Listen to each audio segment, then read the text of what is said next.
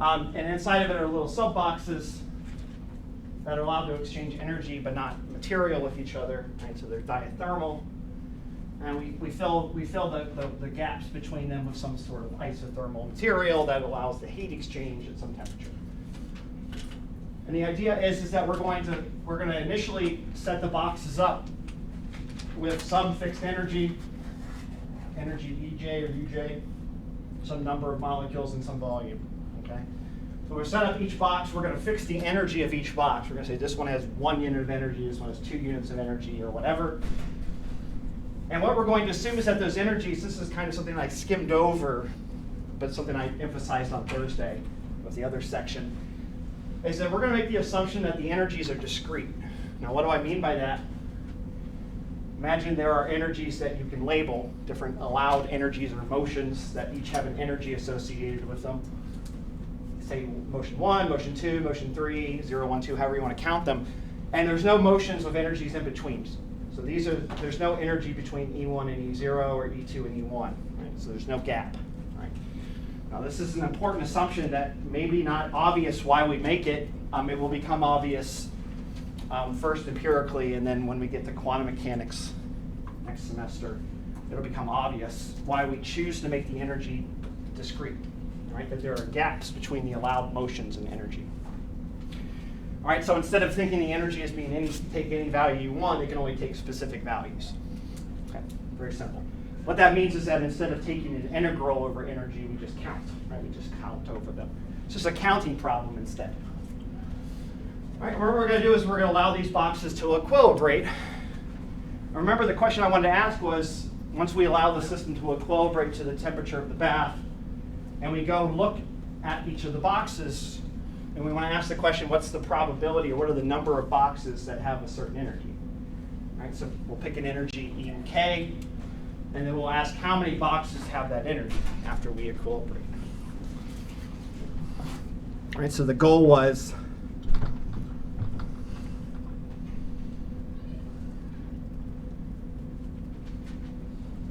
after equilibration to T, what is the number of boxes of energy, just some energy, E sub k, for some energy. E sub that's a k, not a 10. Okay, and I reformulated this question to, instead of asking what's the number of boxes of energy Ek, which again requires you to think about how many boxes you have, let's just keep it general so we don't have to set n. We can just set what's the probability. We pull a random box out of this container and we measure its energy. What's the probability that we observe the energy that we want? All right, and that gives us a number agnostic valuation. We don't have to worry about how many boxes because it doesn't matter. Right? What's the probability of observing Ek?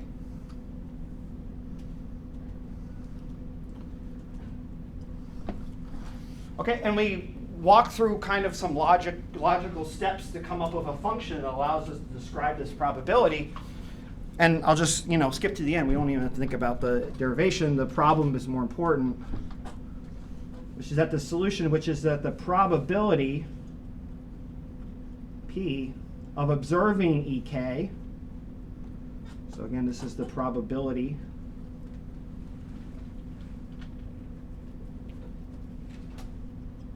of a given energy Ek,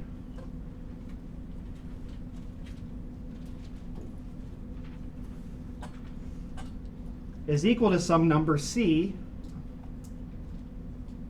a proportionality constant, times E to the minus Ej, the energy of that box, divided by KT. Okay, so we have this exponential dependence, right? So as the energy increases, sorry, this is K, sorry, not J. So let me be consistent. Ek. Right, the idea is that at a given temperature, the higher the energy we're looking for, the less probable it is, and it's monotonic. right? It says that there's no minimum or max. There's only a minimum. The maximum of this function is at e equals 0, and the minimum is at e equals infinity.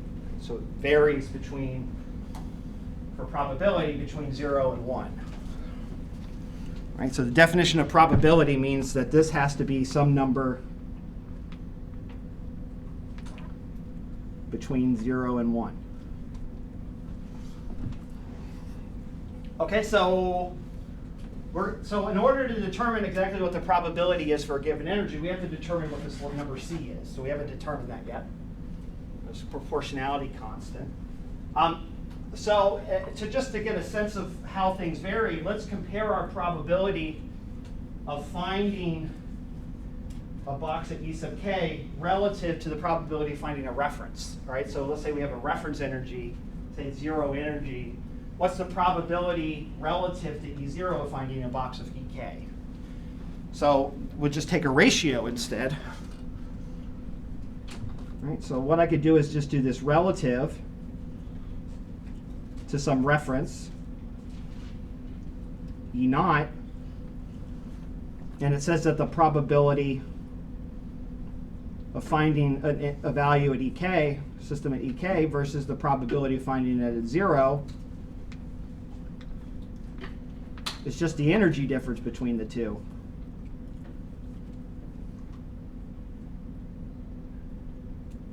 Right, and it's this exponential behavior.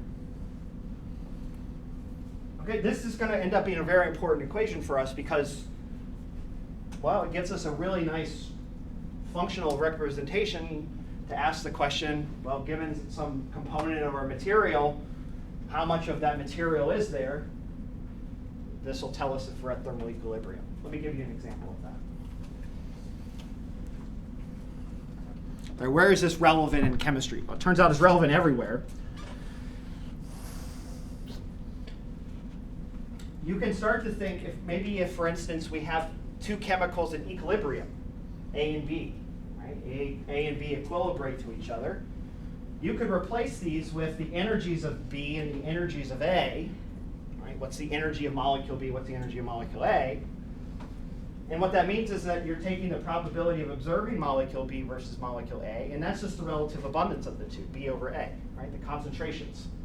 Right? So this says that some ratio of concentrations of products and reactants is proportional to the energy difference divided by KT. Right? And if you think, if you go back to Gen Chem, maybe you'll remember this equation, a nice Gen Chem reminder, which says that delta G of a reaction is minus RT ln times the logarithm of the equilibrium constant. This expression is basically the same thing as this. The equilibrium constant is this ratio of the product K over the reactant 0. You take the logarithm of both sides. Delta G and delta E are replaced with each other, and you have a factor of minus RT. All right, so you've seen this equation before. It's just in a slightly different form. All right, and this equation is good for all. If anything's fixed at a given temperature, if it's equilibrated to T, this expression holds, right, for a thermally equilibrated system. It's completely universal. All right, so let me show you an example of this. Again, the homework goes through a very, very interesting example of this distribution. But I'll just give you a nice example of this.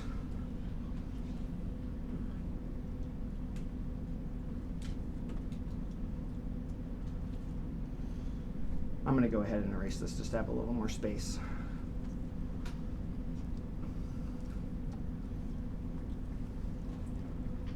And lab next semester, we'll have an experiment that actually looks at this very carefully with NMR.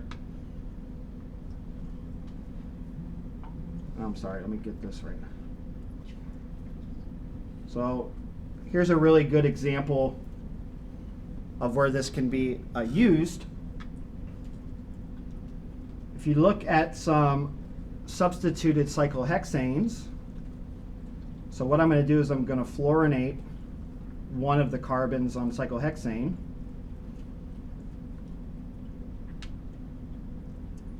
Right, and we remember from our days in organic chemistry that cyclohexane has these two configurations, right? You can either have axial or equatorial for the fluorine, right?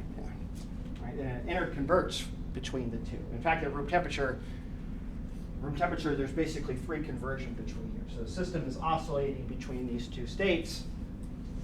Right? Imagine now this is one box and this is another box at given energies, and they're allowed to equilibrate, just like our boxes before. We have a box of equatorial and a box of axial. They're equilibrated to some temperature. They're allowed to exchange energy, and we form an equilibrium between them. Right? And each one of these have their own energy. Right? Imagine you have a box that's just axial, a box that's equatorial, in our example. Right? So each of these boxes will have a specific energy relative to each other, which is the relative stability of them. So one is more stable than the other. That was one of the things that we learn when we talk about stereochemical analysis, is to determine which one is more stable or not. Does anyone want to wager or guess which one is more stable? Monica. I think the one on the right. The axial. Who agrees with her that the one on the right where the fluorine is pointing straight up? Who agrees with her? Wait, no, one or two. No, Let's take a poll. Who thinks it's the one on the left, the equatorial? I changed my mind. So we have majority equatorial. Yeah. Okay, so you guys think the one on the left is right and the one on the right is wrong. And there's a good reason for that, right? Because you probably learned this principle. I'm just going to replace the F's for a second with methyl. Right? And what does Orgo say? It says, remember, if you stick a methyl group pointing straight up, it interacts with the hydrogens nearby, and that's destabilizing, right? So it seems natural that the equatorial methyl was going to be more stable, right? And that's a good assumption. In fact, that's true. These two are different by about 4 kilojoules per mole. But with fluorine, unfortunately, it flips. So with fluorine, very interestingly, fluorine axial is more stable. And just for fun, I'll tell you why. All right, so this one is so the axial is stable, so we'll call that 0, relative energy 0 kilojoules per mole. And this one's about 2.5, give or take. Okay, and the reason why, just in the case of fluorine, so if you change the fluorine to methyl, the order flips. Axial methyl is much higher in energy than equatorial. Why does it change with the F? This is one of those little clever organic chemistry tricks that they teach you. And maybe this is one of those things that was mentioned and it just kind of, or maybe it never was mentioned. But there's an interesting thing that can happen with fluorine. Remember, fluorine is highly electronegative, right? So fluorine has kind of a negative charge here, right? Partial negative charge. And on the other, the neighboring carbon, there are again 2 fluorines here. And what fluorine can do is fluorine can withdraw a significant amount of electron density. And there's a resonance structure for this, where this H donates its electrons and then into the bond. Right? And so you form a partial positive charge on the hydrogen and a partial negative charge on the fluorine. Right? So it's what's called hyperconjugation. Right? So this fluorine, when it's in this position, is very effective at drawing electron density because this hydrogen that it pulls from is basically 180 degrees from it, like this, right? So they're pointing like this from each other. And that's a really good way to pull electron density, is like that at 180 degrees. Whereas over here, you can't get that same alignment and it's not as effective. So fluorine in particular breaks the rule that you learn about cyclohexane. It's actually, that one is more stable by 2 kilojoules. All right, so that's just a side note. Right, so how does this apply? Well, you go put your mixture of your fluorocyclohexane in your NMR tube.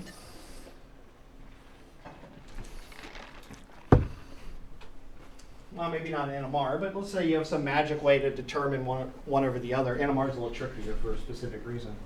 But just theoretically, you put your spectrometer in here and you want to ask what's the relative abundance of the two in your mixture. All right, so you go in, let's say you see a signal for this one, a signal for this one, they're slightly different. And you'll see that they're not exactly the same intensity, right? And the reason why is because their concentration ratio is equal to e to the minus delta E over kT for that temperature. So what we would expect to see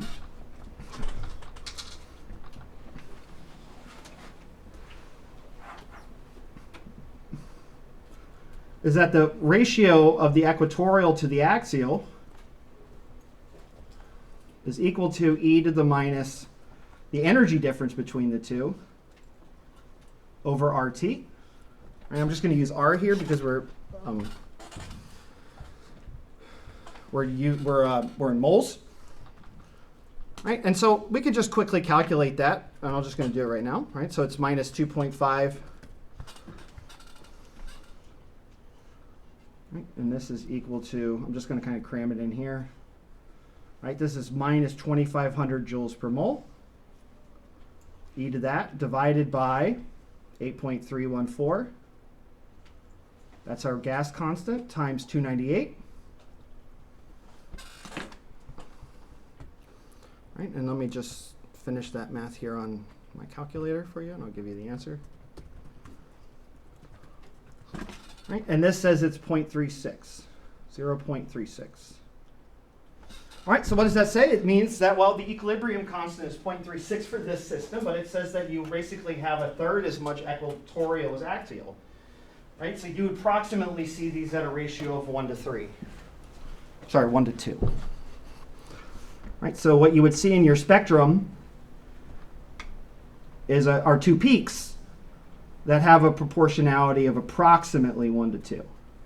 Right? So there's roughly 2 times more of axial than there are in equatorial. Okay. Right, this is very common everywhere. Right? There are exceptions to this, but the exceptions really come down to specific cases, right? Places where things can't equilibrate completely, right? And that does happen, right? And one of the things that you're looking at in the problem set is to assess this, right? I give you a system that in the problem set that gives you 12 of these that are all that are theoretically in equilibrium with each other. And if they're truly in equilibrium with each other, then the relative energies and their abundances will fit to this equation, right? And that's what you're assessing in the problem set. Okay, any questions about that? Okay. So we'll see this. We'll see the Boltzmann distribution time and time again. Right? It's good to have it in the back of your head that we can always relate ourselves, go back to this to determine concentrations and abundances and stuff, and it'll play a big role in everything in this class. Somehow the most important equation, one of the most important equations in chemistry. Okay, so what I want to do now is I want to connect this idea of the Boltzmann distribution, that you have these randomly weighted energies, right? Random, right? They're all random. You have a statistical distribution of your molecules or your different choices for your system that has the Boltzmann distribution. How does this connect to entropy? Right? Let's kind of connect it back to our thermodynamic materials. Right? And this turns out to be one of the great kind of discoveries or determinations from the 1800s, kind of really changed the way we thought about heat and energy. Okay, so we know, let me make sure. Yeah, so we know what we can say. This is what's called the, just a reminder, let's just write it down because we'll need it, the Boltzmann distribution. We'll need it again, which says that the probability of observing something at a given energy is equal to e to the minus ej over kt. Okay, and we have this proportionality constant. I want to introduce now this proportionality constant. The proportionality constant is typically written as 1 over q. And this q has a very specific name. It's called a partition function.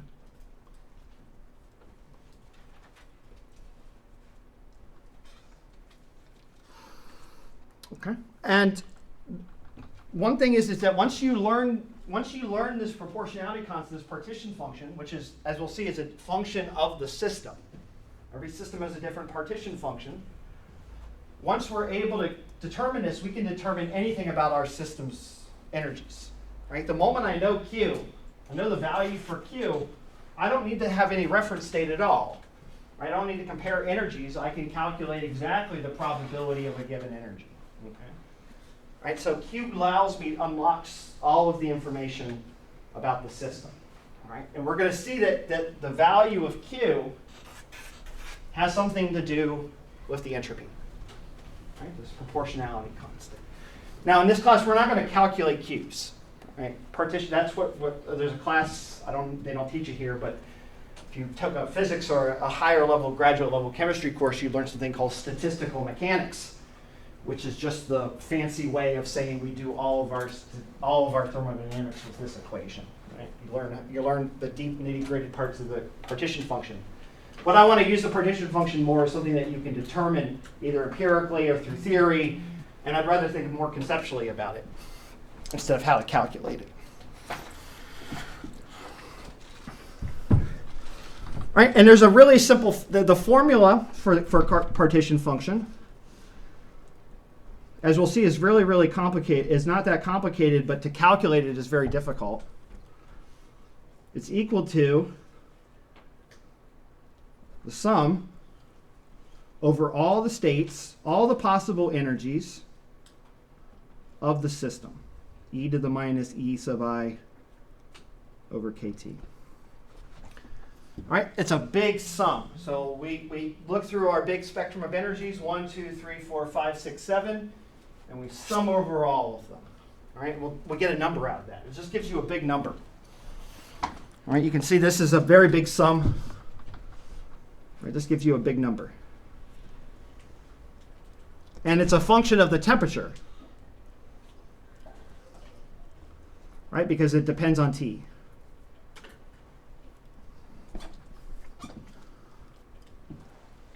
Right, and so in order to be able to do the sum, we have to determine what that spectrum of energies looks like. How many energies are there? Right, how many little steps in our spectrum are there of energy? Do they get increasingly further and further away? We can start to neglect certain ones, so this becomes a finite sum. Right, there's a lot of different ways that we can trick this, but to do some math trickery to get a calculation for this. But we're not going to do that. All right, it's a big number. So what we can do is appeal to 200 years of science to tell us a little bit about something. Right, and we can actually come up with some very simple partition functions just to get a sense of what they tell us. Okay, and so there's one that's a solvable exactly. So what we're going to look at is for a monatomic, right? So a single atom, ideal gas. Okay, so think, neon, argon, helium, etc. Right? So just an atom, right? And by that I mean just the ball. All right, when we add a bond, things get a little more complicated. We'll think about that later. So just a simple, right? We're just, this is useful for us with our boxes of gas. They're just little billiard balls bouncing around. Right, this is maybe a good approximation for that. What you find is that Q, which is a function of the number of particles in the box, the volume of the box, and the temperature,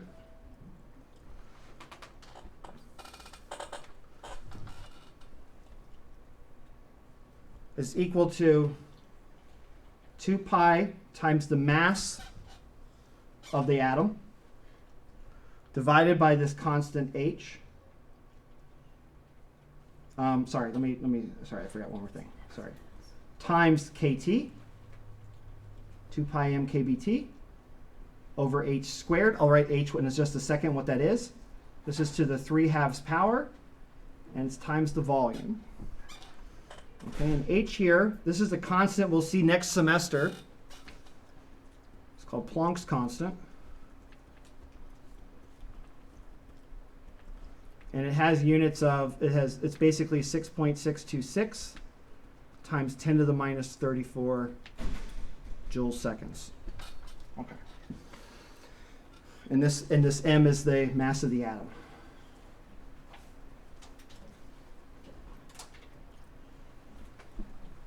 Okay. So let's just look roughly at what this, I don't want to think about what the value of this is because it's big. All right, because we're dividing by a very small number squared, right? H squared is 10 to the minus 64, or 10 to the minus 68, right? This is a tiny denominator. B is going to be fairly large, right? 1 meter on the order of unity. KB is on the order of 10 to the minus 34, right? So this is a big number, right? You have roughly 10 to the minus something in the 40s up here, and 10 to the minus 64. It's a big, and then you take the square root, 3/2 the square, right? It's a big number. Okay, it's a big ass number.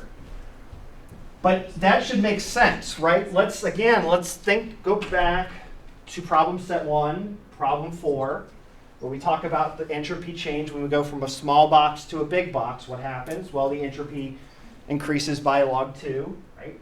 And likewise, if we think about the partition function of that box, as we go from volume 1 to volume 2, right, the partition function doubles.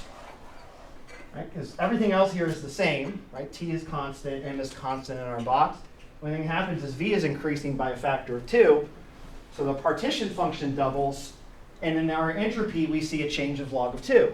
Right? So that 2 must have play some role here in that entropy, right? The entropy is going up as the log of something that maybe, or we haven't determined that yet, but must have something to do with Q, because Q is the thing that ultimately has any volume dependence in our equation.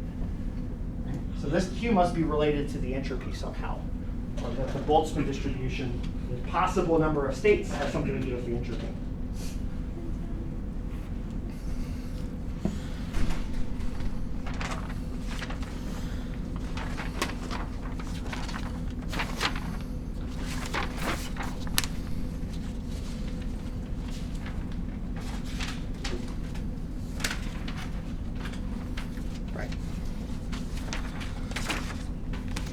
So let's think a little bit about how the entropy is related to this expression. Right? We can take all of this and immediately go to entropy, but it's going to take us a little bit of time. So what I'm going to do is skip that big derivation step to go from this to an expression for entropy. All right, and I'm just going to tell you what Boltzmann, Ludwig Boltzmann, his big mathematical connection between this measurement, this counting, right? This is just a counting of all the states, the energies of the states, the partition function, how this relates to the entropy. And Boltzmann's derivation is actually quite simple, but it just takes a lot of time. I don't want to spend time going through the mathematical nitty-gritty. Right? So what Boltzmann shows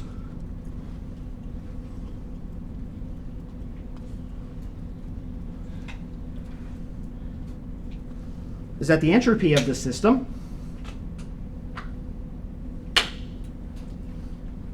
is equal to minus KB times the sum over all the energies, all possible energies, however many there are, of the probability of finding that energy, right? We know that's the Boltzmann distribution, times the log of that probability.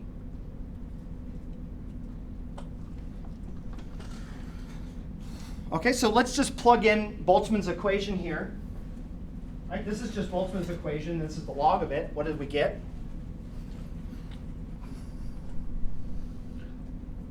Well, this is minus KB times the sum over the energy states of 1 over Q times e to the minus EJ over KT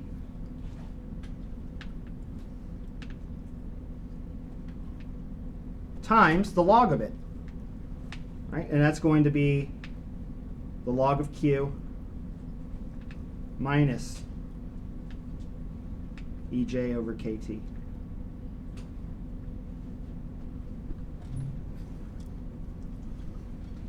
Okay, so let's just kind of roughly let's just break this up a little bit, right? Let's just do a little bit of algebra. So we're left with a sum minus KB times 1 over Q e to the minus EJ over KT times, times the log of Q minus all of this times EJ over KT. So it's plus KB EJ over KT e to the minus, what do I got here? 1 over J, I got a factor KT, Q, e to the minus EJ over KT. All right, but the important thing here is that we get something, this is a sum over all of this, sum over states of J.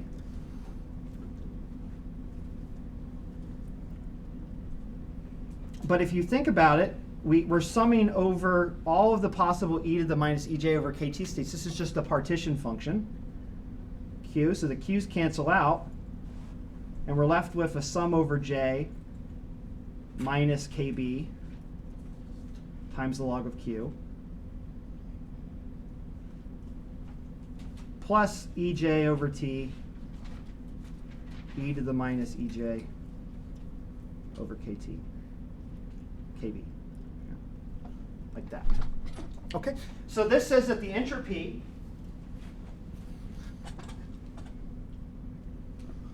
has something to do with the energy distribution, right? Amount of energies and how much energy you have per unit temperature. Right? And it also has some measure of how big Q is. Right? This is the big part right here. So if we keep, for instance, if we vary the system, the entropy, but keep the temperature constant, right? If we want to vary entropy at constant temperature, this term right here is not going to change at all because it's all dependent on T. Right? So this goes away, right? And so that means that as the entropy changes at constant temperature, what's happening is Q is getting bigger and smaller. The number of possible states the system can be in is increasing or decreasing, okay? Which is very interesting. All right, so it says that the entropy kind of, as we saw in problem 4, right? This right here says that the entropy proportional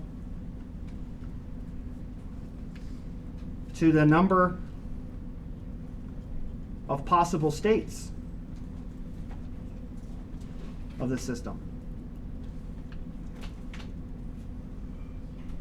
All right? So as I've said over and over again, entropy has something to do with counting. Right? Q, in some ways, is our way of energetically counting how many possible arrangements of the system there are, right? Different energies. And so the entropy is related to the, at constant temperature, related to that count. So log of the count times Boltzmann's constant. Right? You saw this in problem 4, right? The idea that the entropy depends on the different ways you can arrange all the little atoms in the box. Right? And as that increased, your entropy increased.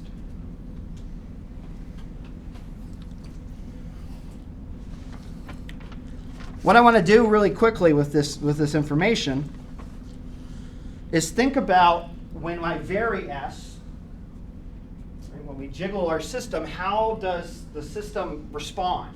Right? What does the change in entropy correlate to in terms of our microscopic description of the system, right? Where we can pick out boxes of a given energy, right? We can pick out individual molecules or sets of molecules at a given energy.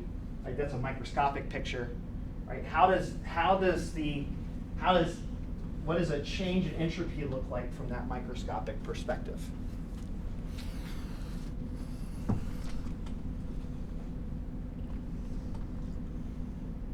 Okay, so let's go back and let me write this again. So we have S is equal to minus KB times the sum over the states, different energies, times the probability of that energy, times the log of the probability of that energy. Okay. So what I want to do now is I want to vary S. So I want to calculate ds. Okay, so we're going to vary S to ds. S plus ds. right? And that's going to say, so now we're going to calculate the derivative of S. Of course, there's going to be a minus factor of KB on the outside, just a constant. We're going to have a sum over all the states still. Bless you. And we have to take a derivative of the interior, right? So this is a product, right? So we're going to take the derivative of this times this, plus this times the derivative of this. We have to do the chain rule because it's a log of a function. So there's a couple little steps that we have to do. Right, I'm just going to write it out. So we have to use product plus chain rule here.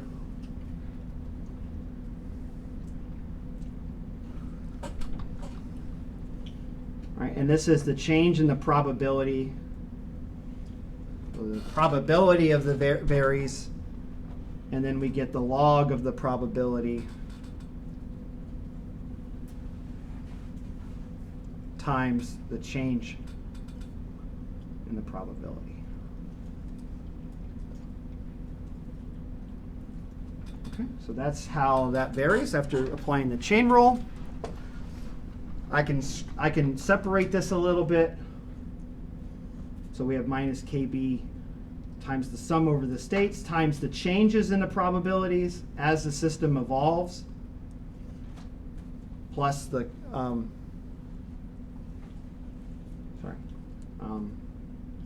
minus KB times the sum over the logs of the probabilities. Changing it. All right, but, so here's an interesting, we can make a simplification here. Okay, so this term right here, right, so we're summing over all probabilities.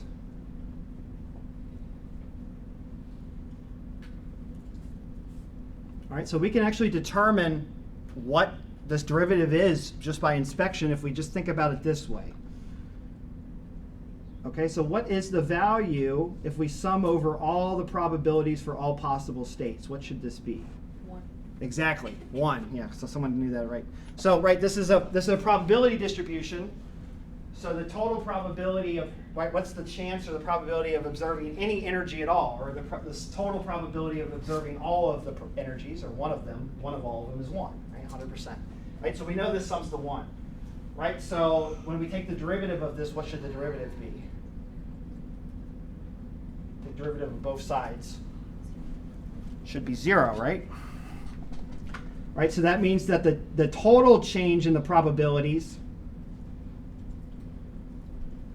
is 0. What does that mean? Well, that means that if, as you change the entropy of your system, all right, if you make one energy more likely, it will make the other one, another one, less likely. Right, so because probability is conserved. Right, they're conserved. Right, so that means the total change, right, we saw this with energy, right? Energy is conserved, so in a system in equilibrium, the total change in energy is 0 for an isothermal system, right? We have an isoprobability system here. The probabilities are normalized, they're conserved to 1, sum to 1, and therefore the total change has to be 0.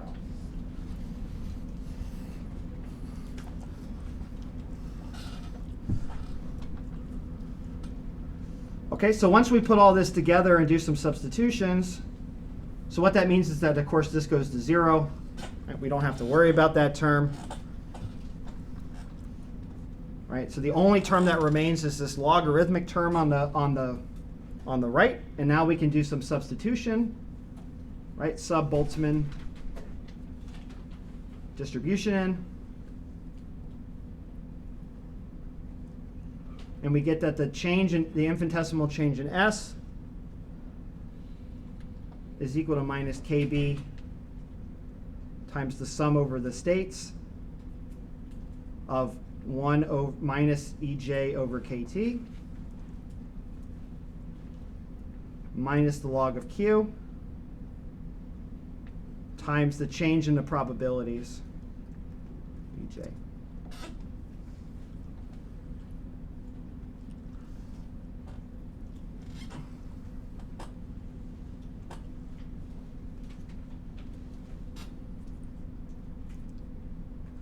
Okay, so what do we have left?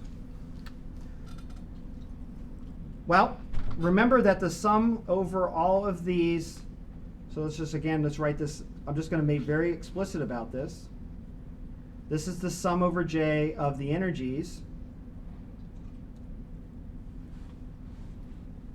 times the change in the probability of the energy plus KB times the change, times the sum of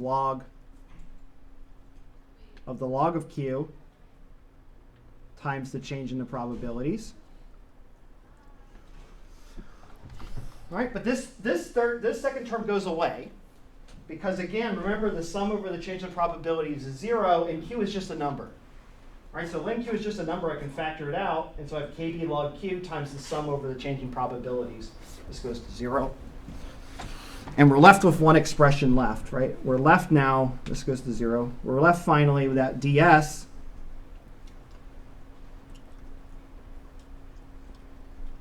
is equal to 1 over t, KB's cancel, times the sum of the energies of each state times the change in their probability.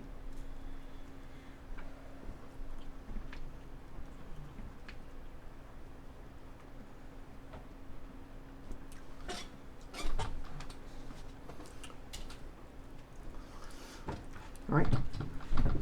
Yes, ma'am. Could you explain why Q would be the constant? Because I thought like temperature. So if Well, the fixed temperature. okay. So Q doesn't vary. We're at fixed temperature. Right? T is a constant here. So length Q is just a number. So we can just factor it out and everything else goes away. So again, what does this say? It says that the change in entropy is 1 over the temperature, right? We always have 1 over T, remember, because the units of entropy is joules per Kelvin. It's energy per unit Kelvin. So there's our temperature. There's our Kelvin. And it says it's the sum over energies. There's our joules times how the probability of finding a system at that energy changes. Right, so this number is unitless. So this ds is going to be energy, joules, divided by temperature, joules per Kelvin. And a way to think about this, remember, is that going back to the old joule way, that this is equal to the change in the heat divided by temperature. Right? And this just says that the energy, that the change in heat of a system is equal to the change in the energies and how the energies are distributed, how the probabilities for each energy are distributed. Okay, so what does that mean?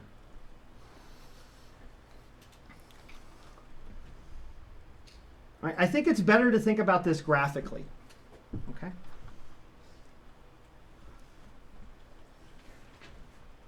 Right, so ds has something to do with the energies, the sum over all the possible energies times how their probabilities change as you change temperature or change the system.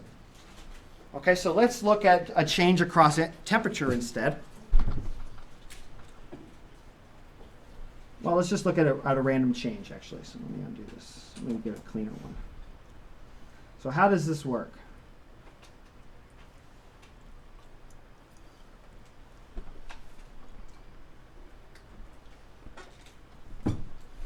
Okay, so let's plot energy and then the probability of finding an energy at a given point. All right, now let's just pick a random distribution. All right, so this is our initial distribution.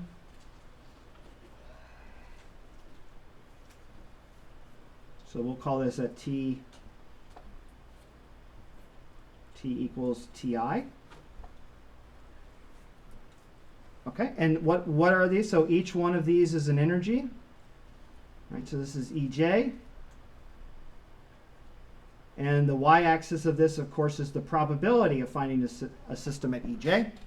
Right? Or if you want to think about different molecules at different energies, the probability of finding a molecule at a given energy or a different isomer at a given, however you want to think about it. Right? And so what does it say ds is? ds says, well, it's the sum over all the possible energies, right? So I'm going to take a bunch of energies. Let's just take a couple. Here's EJ plus 1, AJ plus 2, and EJ minus 1,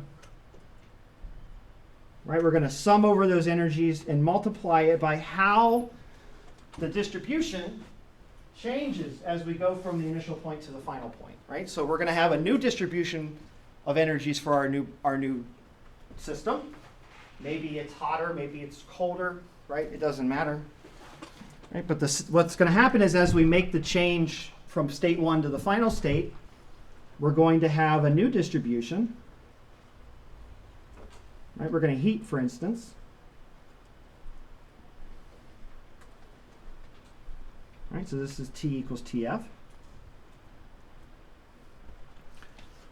Right? And so now let's think about what the probabilities are in our new distribution at the final point. Well, we just have to crank our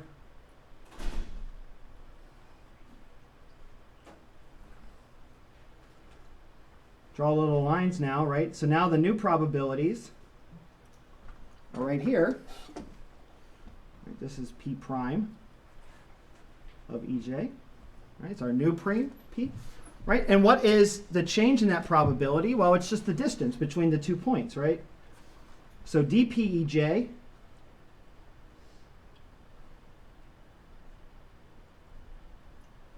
is just that distance, right? And so on and so forth, right? And so the total change in entropy is 1 over temperature times the energies times this change, right? So we're calculating an area under the curve, if you will. I have a question. Yes, ma'am? Could you explain how you drew, like, how you came up with the top line, bank line? Let's remember, okay, so what I'm doing now, let's just convince ourselves of this. I kind of went through this very quickly at the end of last class. Right, so this expression, remember, is proportional to e to the minus ej over kt. Okay, so what I'm going to do is I'm going to change the system from one temperature to another. It doesn't matter how we change it. Let's just pick that. How does this expression decay as t goes up? Well, as t increases, the exponent gets smaller, right? And so for a given energy, you're now taking e to the minus smaller number, and that means that this is larger. So as temperature increases, the Boltzmann distribution decays more slowly. Would you agree with that, Monica? Yeah. Okay. All right, so as temperature decreases, right, if we actually decrease the temperature to something lower than the initial point, then the curve would decay more rapidly than it would for the regular temperature. Right, so the total change in entropy, therefore, is this area under the curve. Right, this is delta S, but you just have to divide by temperature times this integral of the energies d times the change in the energies, right, from 0 to infinity. Right, this is assuming E is continuous. Right, it's just a Riemann sum. Right, so all entropy is a change of entropy rather. All change of entropy is a measure of how the system redistributes its energy to equilibrate to the new temperature or the new state. All right, so if that makes sense now. If you heat it, right, if you heat the system, right, as I just said, that this basically just boosts all the probabilities at a given energy. Right, it decays more slowly. So this curve, the final curve, will always be higher than the initial probability distribution, and so the total change in entropy is the integral between those two curves, and that's positive. Right? As t goes, as internal energy increases, as temperature increases, entropy increases. Likewise, if the temperature was colder, right, the pink curve would be down here, and you do the same calculation, you get a negative number instead. Okay, so entropy. I'll just write this kind of in the corner.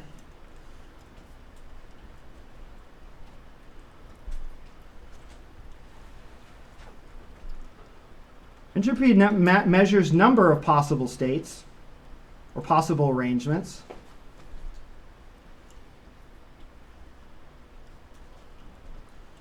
And delta S, the change in entropy, measures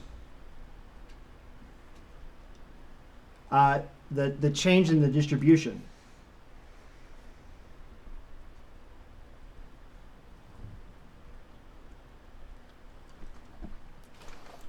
Okay, this is as fundamental as you get for entropy. There's really no more fundamental way to explain it. So in thermal equilibrium, you have a system again, imagine your cyclohexane, but now you have a million different options for that cyclohexane to be in.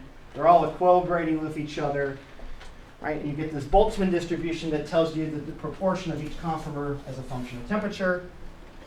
And the change in entropy of that system is the sum of all those conformers and how their probabilities redistribute into the other ones. How does probability flow from a set of states into another one as you change the system?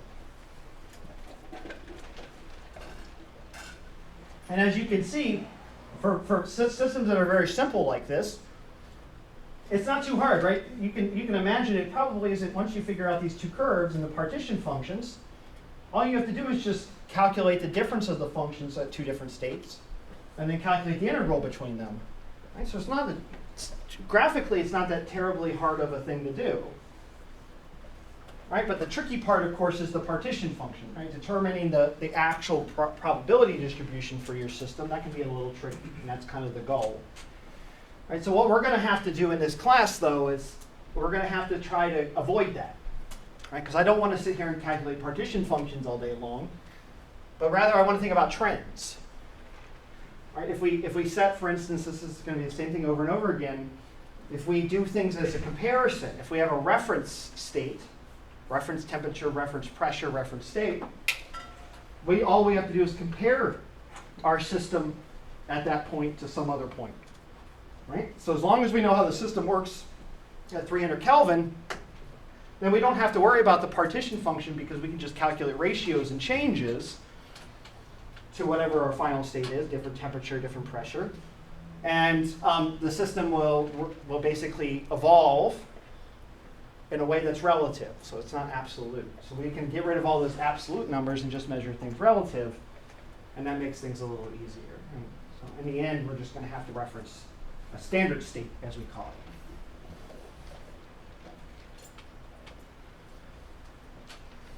it. Okay, so I'm going to just show you really quickly why this is useful and how quickly you can, if you understand a partition function, how easy it is to determine properties of your system.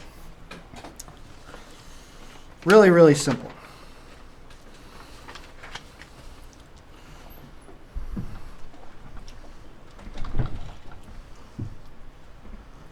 So let's go back to our monatomic ideal gas, right? So we have our box. We have it set to NV. We have an NVT ensemble, so we're going to isomerize. We're going to put it in a bath at some temperature. Inside of here, we have our little monatomic ideal gas.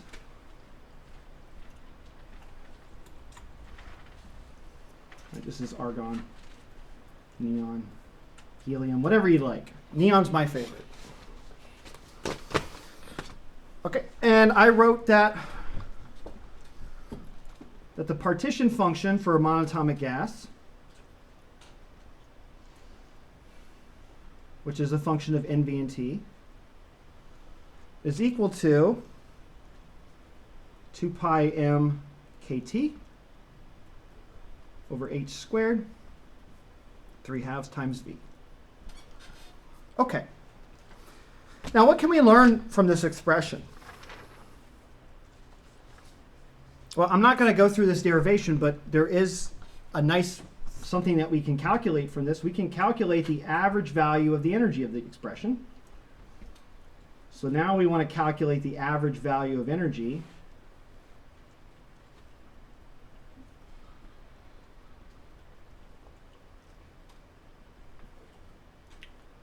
Okay, and how do we calculate averages? All right, well, if we have a probability distribution, and let me just write that here again, we have the probability of EJ is 1 over Q e to the minus E over KT. There's a nice formula for this. If you have a probability distribution,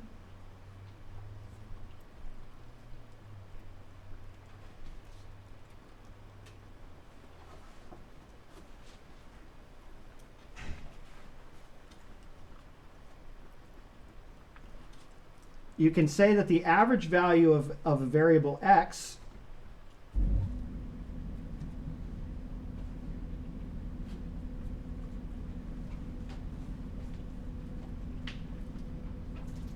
is equal to the integral over the bounds of the probability distribution, which is 0 infinity for us, of the function times the probability distribution, p of x dx.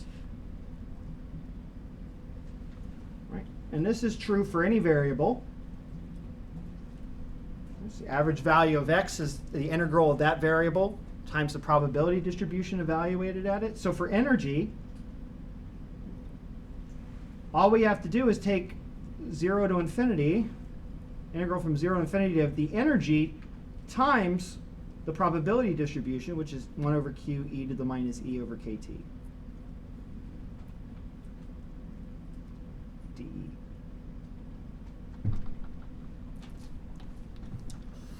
Okay. Remember, Q is a number, so we can factor that out. The number is going to come in. Right, so this is going to be equal to 1 over V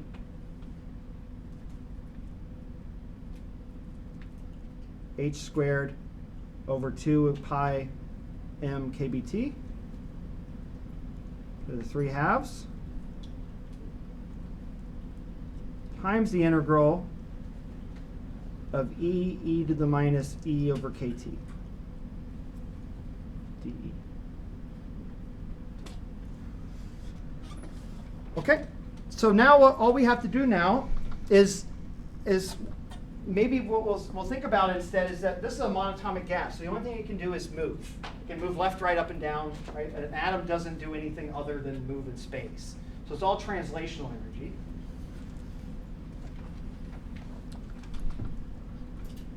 Right, we'll come back to that concept in just a second.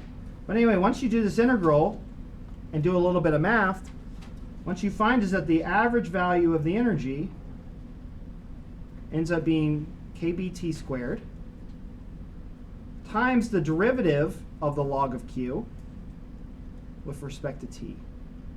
Now I'm skipping a lot of steps here.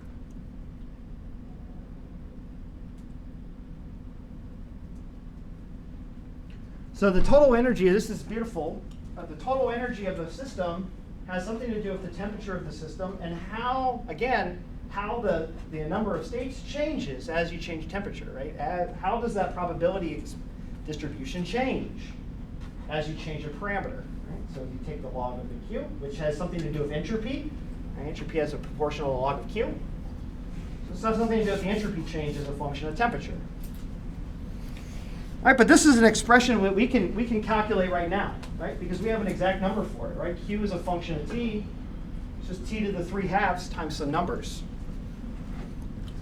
Right, so what do we get? Right, so what we can do is now plug in Q.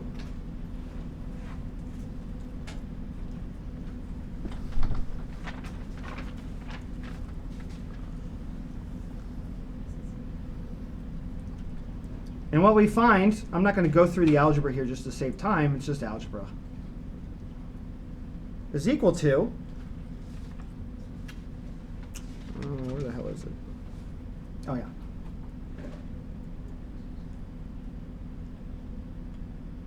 Three halves kBT. So the average energy, this is the average energy of a single particle of a gas. Of a single atom at temperature T.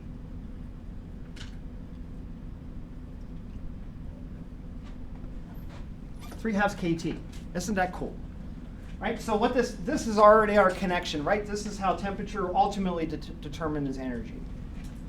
right? The idea is that what we're going to do is we have this box of atomic gas. Everything's moving randomly, right? And all of those random motions and all the kinetic energies are random.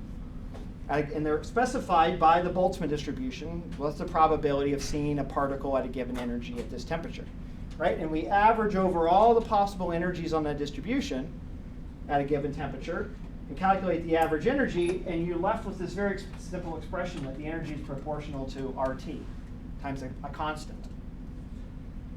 Right? And what is this constant? Let's look at this, right? Where's that 3/2 come from? Right, so what we can now say, let's just kind of bring it over here, is that for n particles,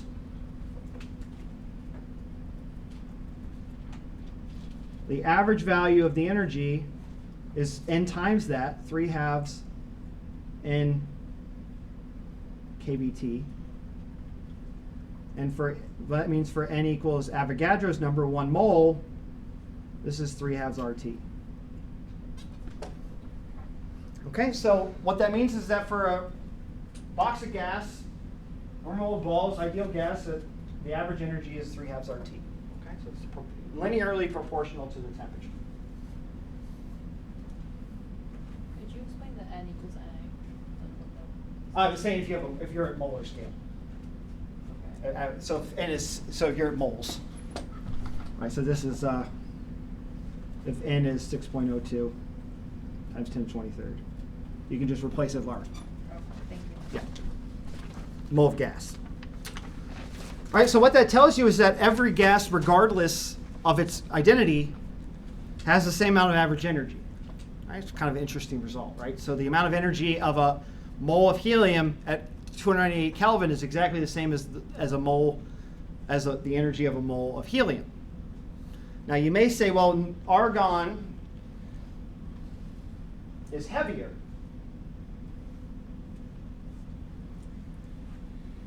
But what happens again is that now you have to consider density differences and pressure differences, right? If you have a fixed amount at a given temperature, then the pressure will be different given the density of the gas. All right, we'll talk about that more carefully, but it's all completely fixed. All right, and so where does this 3/2 come from? Well, the idea is if you have a particle and it can move in 3 different directions, right? So it may have some velocity in the x direction, the y direction, and the z direction, right?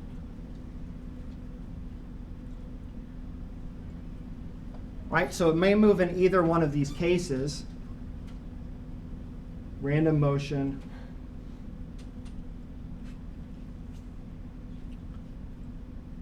along either of the 3 directions.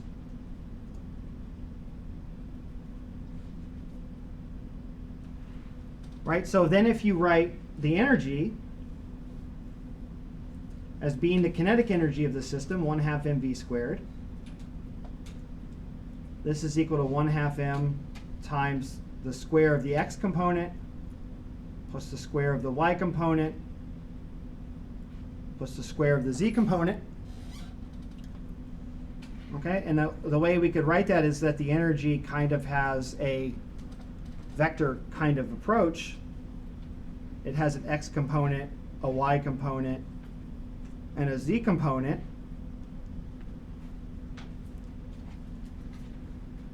Right, so it breaks it out, and when you calculate the average value of one of them,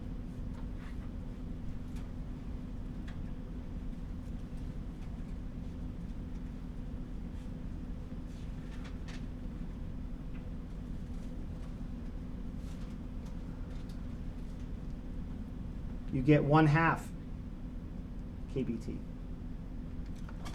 So each direction of the motion contributes exactly 1/2 kT. All right, so there are 3 directions: 1/2, 1, 3/2. All right, so each direction, what this can say actually is that each motion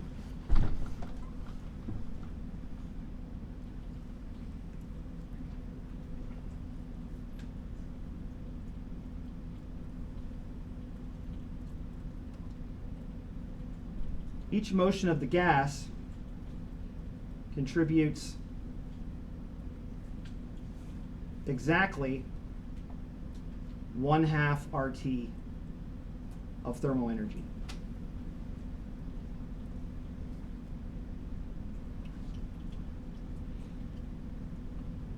All right, so every time you bring in a new motion, you allow your gas to do something else. Eventually we'll allow our molecules to vibrate, for instance, the bonds to move, maybe rotate. Each one of those is going to contribute an additional 1/2 RT of thermal energy. Okay, basically it says that in order for the system to randomize and to have thermodynamic equilibrium, you have to have a probabilistic and random and statistical distribution of all those motions. And the amount of energy required to do that per motion is 1/2 RT.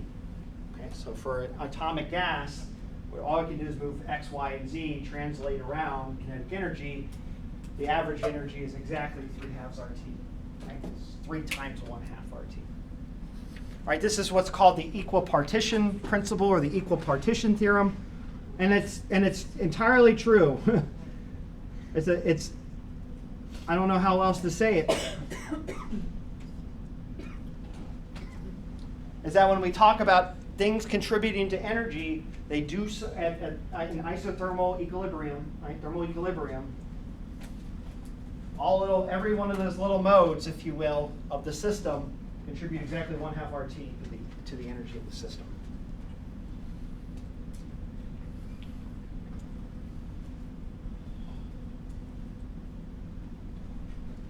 Right, so that's why temperature is so important, right? Temperature is linearly proportional to the average energy of a thermodynamic system, right? It's our energy scale. That's why we use thermometers. It's a linear scale for energy. We're going to find that it gets a little more complicated because, again, this is an ideal gas. Right now, as we're going to see, hopefully next class, actually, maybe next week, ideal gases don't really exist. They're a limiting case. And so the actual average energy of your system is going to be slightly different than this, but you can always assume that it's going to be really close. Right? The 3/2 kV, 3/2 RT tells you roughly how much energy your system has in thermal energy.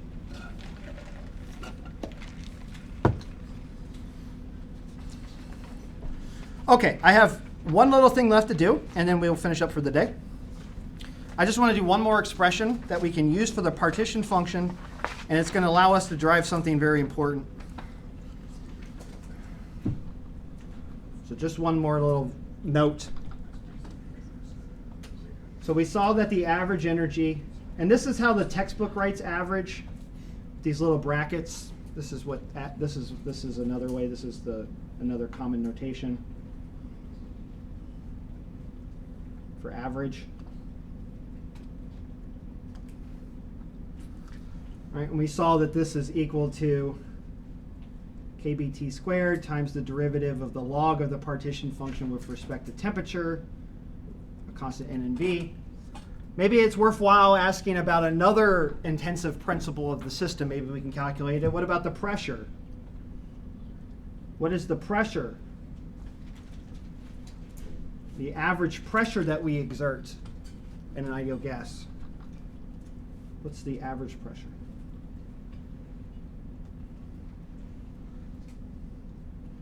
In a monatomic ideal gas. Okay, and the expression you get from this, and again, it's not too hard to calculate using the first law, using our Gibbs expression, du equals TdS minus PdV.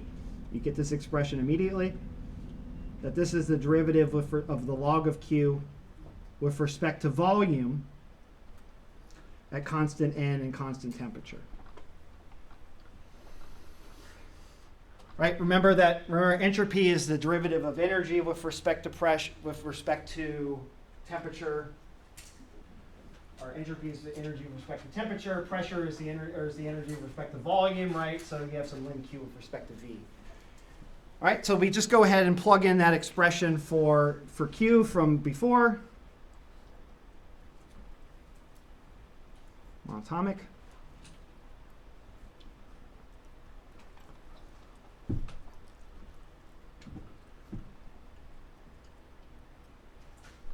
and I'm just going to just to do the math, I'm just going to separate out. I'm just going to do some algebra and skip it. What you end up getting is that the log of Q,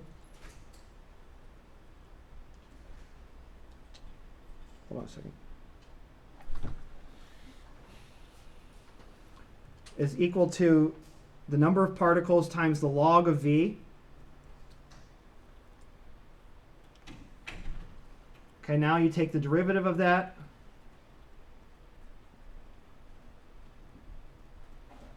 With respect to V. The d ln Q dV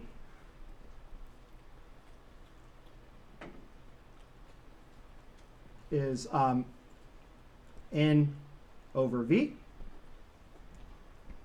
Right? And so we're left with the average value of P is equal to N over V times KBT. Right?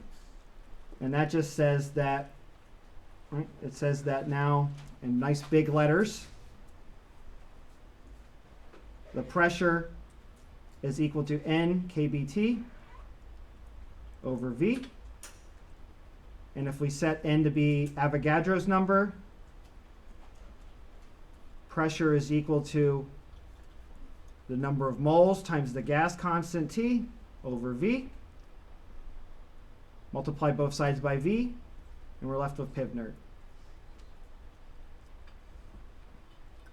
All right. All of thermodynamics is hidden inside of Q. All right. Now I've skipped a lot of stuff here, all right? And I'm not going to go through the derivations. But we just take that Q term that we have there, take the logarithm, simplify it out. You get this nice expression remaining over when you take the log of it, take the derivative, and voila, we get Pivnert. Right? Pivnert is the connection to isothermal thermal equilibrium. It's just the end result of entropy and equilibrating entropy to a given temperature. All right, so what we're going to do next class, we'll come back to Pivnert. We're going to look at what a gas looks like, an ideal gas, and then we're going to ruin it by breaking the ideality. All right, so we're going to start real gases tomorrow, or on Wednesday. Have a good one, guys.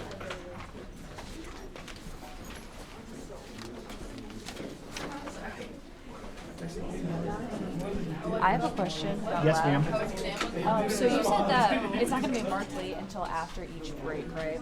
Yeah. The lab thing? Okay. Because I got my 2-for-1 this weekend, and it took me out. Okay. Yeah, The you've got shot? time. Okay. I won't look at them probably until I'm done with this homework. Okay. Probably not till next week at the very latest. Okay. Thank you. You're welcome. Thank you. You too. Have a good day. You too.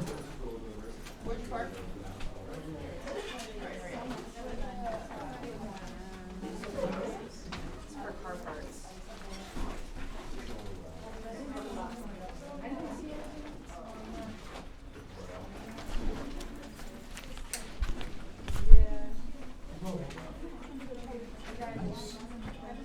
Hey Nathan. Hi, how are you? I'm good. I love that formula.